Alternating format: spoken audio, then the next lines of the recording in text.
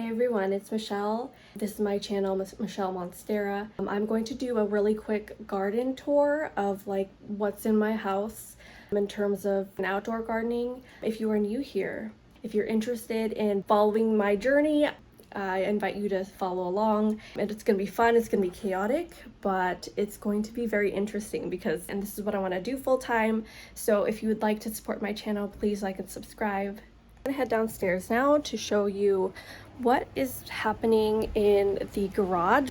That is the place where I do a lot of my experiments, start a lot of my seedlings. It's a bit of a mess, it's a little chaotic, but that's okay. I feel like that is real life, and I wanted to show you a real life example of what it looks like in a busy mom's schedule, trying to fit in her hobbies. And we're not going to clean up, we're just going to show you what it looks like. And I'm a little afraid, but I think that is okay. That is the garage. This is my little seedling tray thing here. This is like the seedling setup I have. It's not great. It's a mess. It's a mess. That's all I'm going to start with. Here are bearded irises that somebody in a Facebook group was giving away, and I didn't know that it was a perennial flower. So I grabbed a bunch, and I don't know where to put them. I think they're done blooming for this year, so I might just save it for next year. I'm going to show you the rest of the floor because that's just where I am right now. So this is just like a random tray of things. So this is a tomato, a Jubilee tomato that I started last month. And I put a whole bunch, I think I put 3 in here, only 2 germinated, and this is like something, I'm not sure what that is. As you can see, I'm very chaotic with my planting. The thought around this is that I reused a strawberry bin from like the store, and I love the idea of like the winter sowing jugs, which you'll see over here. And I don't like throwing away things that could be used in gardening. So I kept the strawberry case, and I just put a bunch of dirt in here and threw seeds. And originally I had this covered up underneath the grow light, and I would just water it every day, wait for seedlings to come up, and then like when it's mature enough, when they have their true leaves, I would pot it up. So that has been successful in here. So I put something else in here. I believe it might be beans. I'm not very good at labeling, as you can tell, and I am frustrated with myself about that, but also if I have to make a label for things every time, that stops me from gardening because it's an extra step. I'm a very go, let's keep going, find out what it is later, and so we're gambling, and I don't know what that is, but I think it's beans. This, I believe, is the Jubilee tomato that was here, and it is looking really, this is the Gilberty? Oh, I don't know. I'm not sure. It's a tomato, and it's looking really well. And you can see here that I originally had a master list of plants and what was in each pot, and I would like, okay, 51 has this tomato or whatever. That quickly grew out of hand because I ended up like using pots that weren't germinating for things that were germinating and needed an extra pot, and so everything got mixed up. This was an old tomato from my initial tomato planting that I did in April this year, and I did an experiment, and I cut the top off, and it didn't do well at first. It was not happy, and it took like a month before the extra growth came out, but now it's looking pretty good and looking like it needs a pot up because I think at one point it was like the roots were coming out, but also another unknown variety of tomato. So another thing that I'm experimenting this year, and this year is all about experimenting because this grow light has changed the way I garden, and changed the way or the success rate in my garden. So I'm experimenting with things that allow me to be lazy while I have a full-time job, while I have 2 kids. And one of the things I wanted to experiment with is just self-watering seedlings.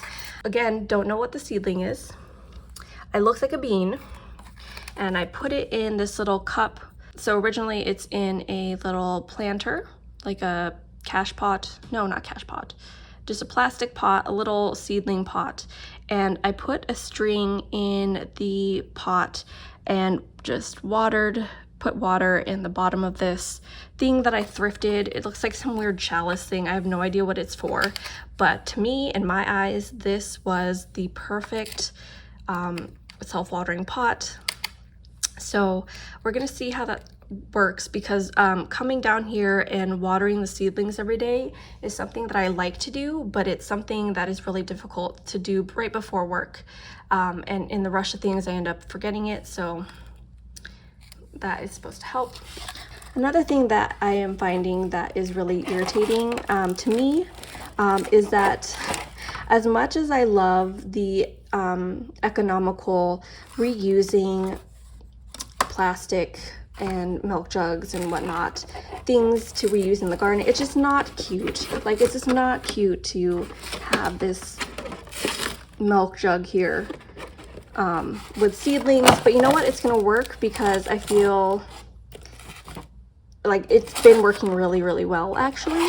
So we're just gonna go with that for now. There are just some things that don't pass my like aesthetics test, but it passes the gardening success test. So these are leeks that I put in a jug that I cut in half almost all the way so that you can like take off the lid. There's tape here so that the idea is during the winter you would like sow your seeds and then wrap it up. And so this is like a little greenhouse and you leave it outside so all the seeds are hardened off or whatnot by the time it's spring. But I opened this up because after the seedlings germinate, you want it to get actual light, and so I have it open like this, and these are a bunch of leeks. This is my first year growing leeks, and I have like 50 of them right here, and I have not been successful so far because every time I've planted them, I think they were a bit too fragile, or it's too windy, too hot, and I just did not handle them correctly. So I am doing the throwing it out. I'm shooting at the hip. I'm just doing a bunch of, we're doing 50 at once to see what is gonna work.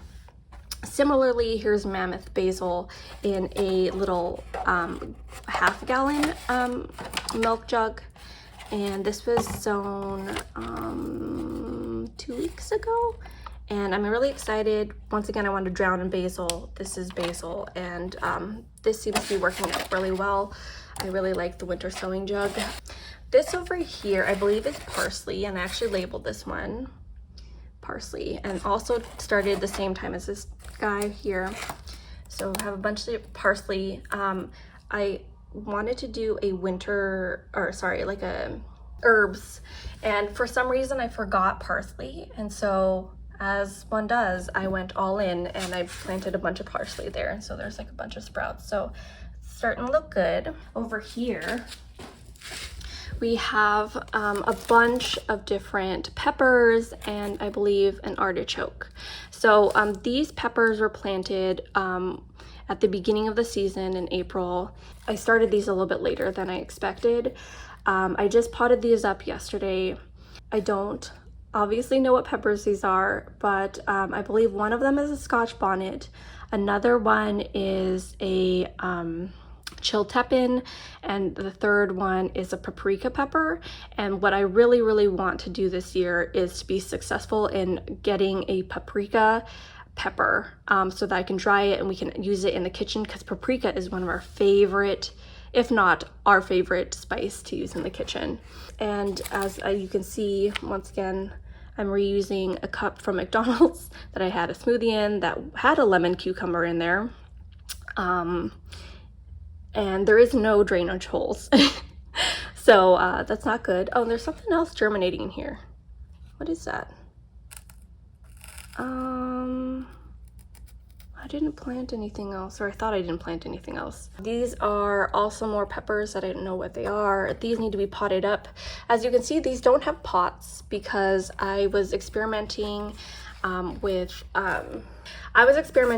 soil blocks, and I love the idea of not using plastic and developing more roots, stronger roots And these were planted in soil blocks, and these are looking pretty good. The problem with the soil blocks is that I am still late to pot them up.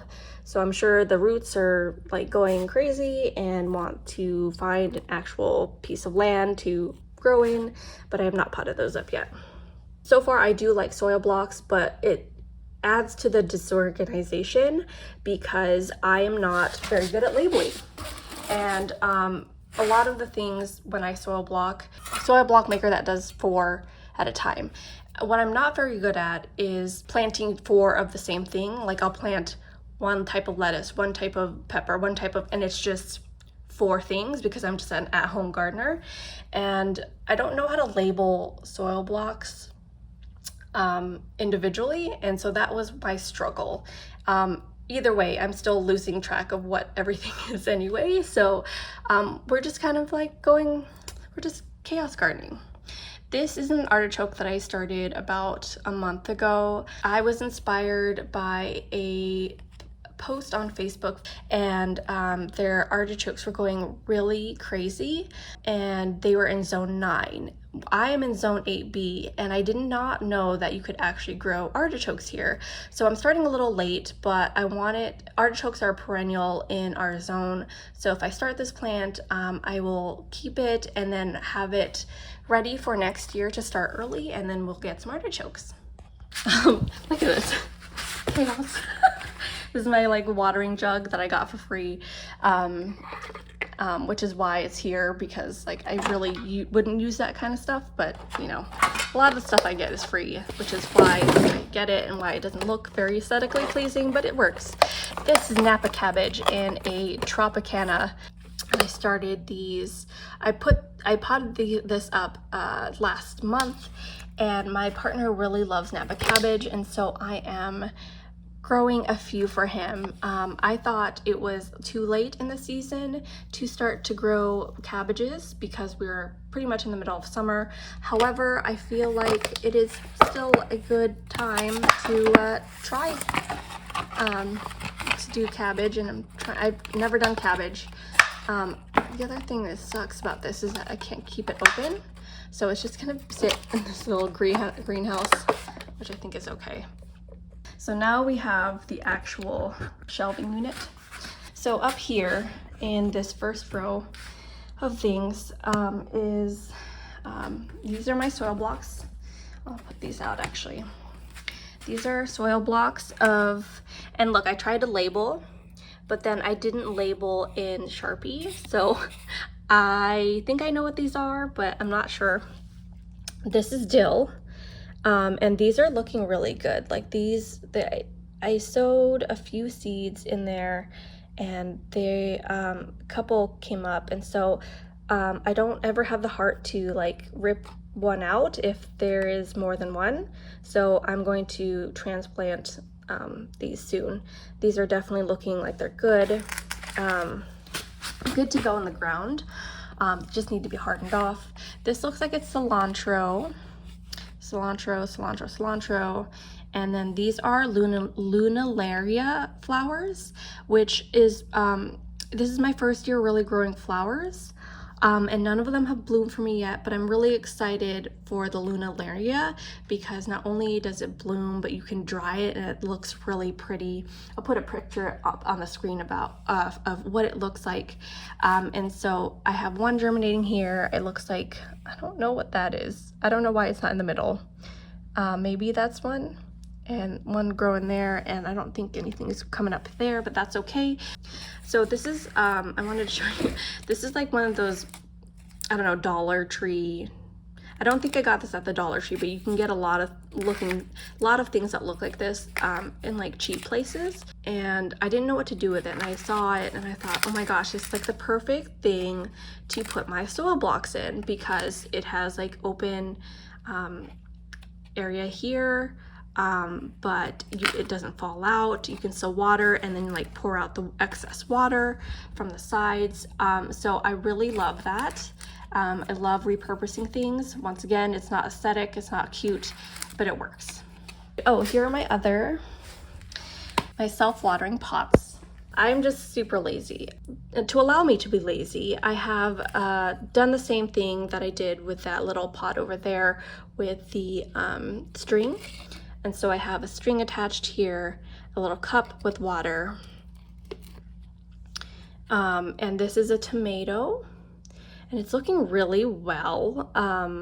This is actually a begonia that died. It was in my angel wing begonia, my first one, and it just did not like this, and it was already in this pot in the self-watering contraption here, and I thought, why not shove this like tomato start in here, and it's looking really well. So I am going to continue to do that. This is also another pepper, same deal, self-watering pot. It's looking okay. I love the purple leaves here. I don't know what that is. I don't know what type of pepper, but it's pepper. This is, I'm not even gonna guess. I don't know what this is. It looks like a bean. Did I label it? No, of course I didn't. And another pepper. I think one of these, I think this one's the paprika, and oh, I hope you, please give me some nice peppers, please. This is a little different. This is not really a part of my outdoor garden, but I love carnivorous plants, especially pingicula, pings. Let's call them pings because I can't say it. And these are a bunch of different varieties. This one is like my favorite one. This is the sethos. So beautiful.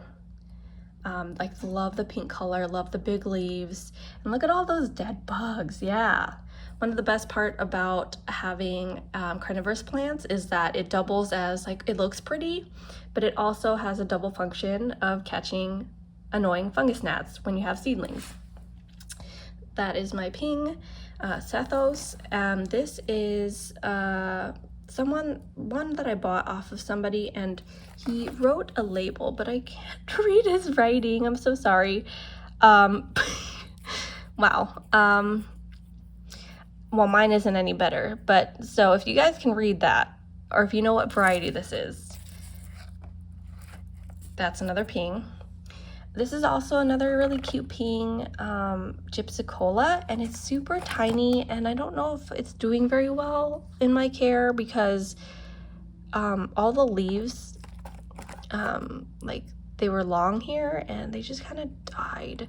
So I don't know if it's happy, if I need to transplant it in a different place, but it's just not looking happy.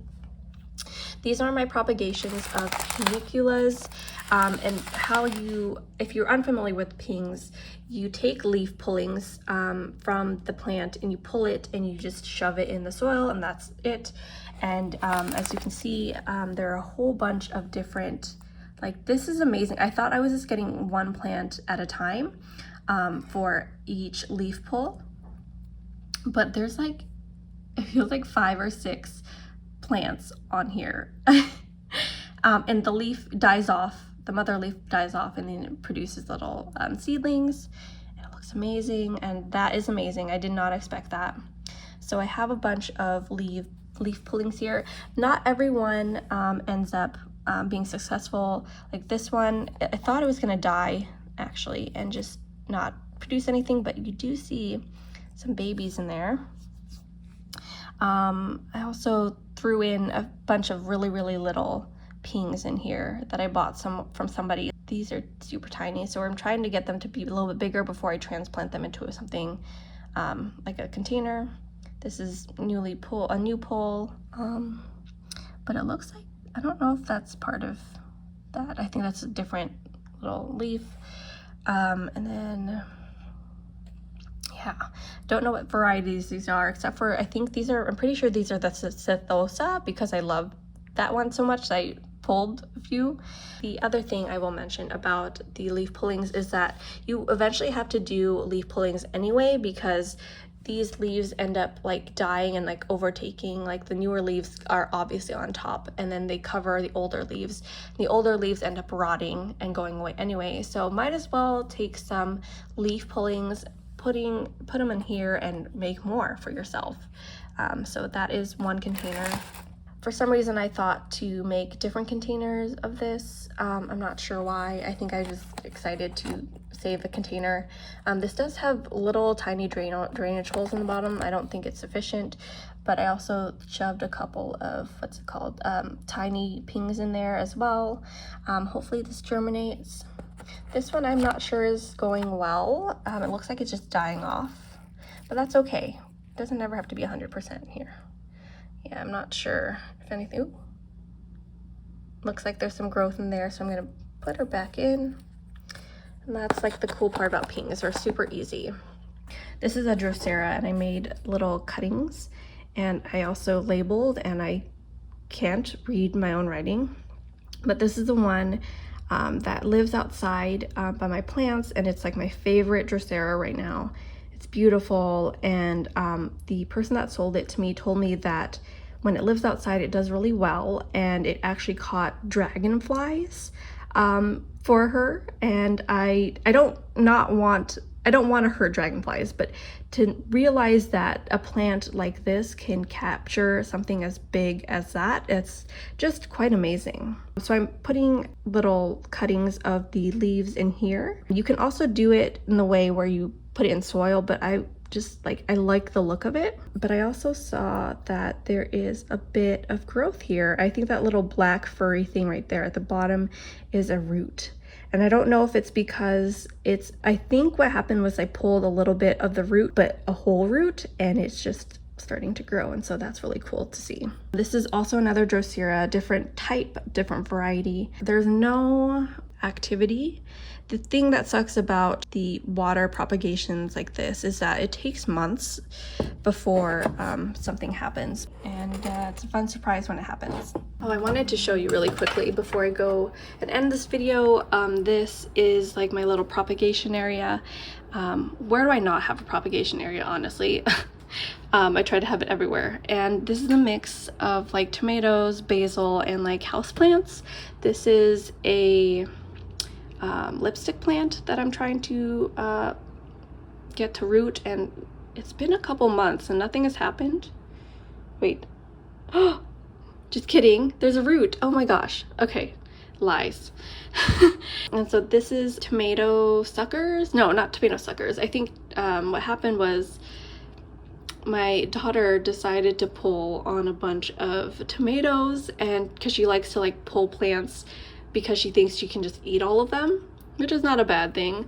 And you know, she's a 2-year-old, so what do I expect?